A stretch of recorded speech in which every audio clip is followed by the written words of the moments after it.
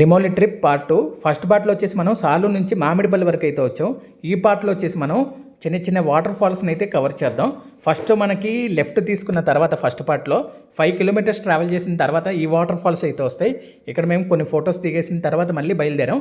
కొంచెం దూరం వెళ్ళిన తర్వాత ఒక చోట అయితే ఆగాం. ఇక్కడ ఏంటంటే మనకి ఆ దూరంగా మనకి హిల్స్ దగ్గర వాటర్ పడుతూ ఉంటుంది. అలాగే ఆ సన్సెట్ కూడా అప్పుడే అవుతుంది. విలేజెస్ కానీ చాలా బాగున్నాయి చూడడానికి.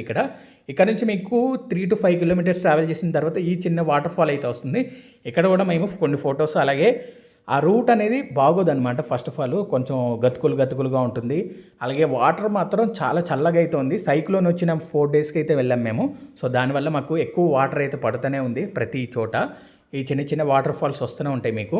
ఈ తర్వాత ఏంటంటే మీకు రతిబాలి వాటర్ ఫాల్స్ అయితే ఉంటుంది. అక్కడ మేము రైట్ తీసుకోవాలి. మేము లెఫ్ట్ అయితే వెళ్ళిపోయాం స్ట్రైట్గా.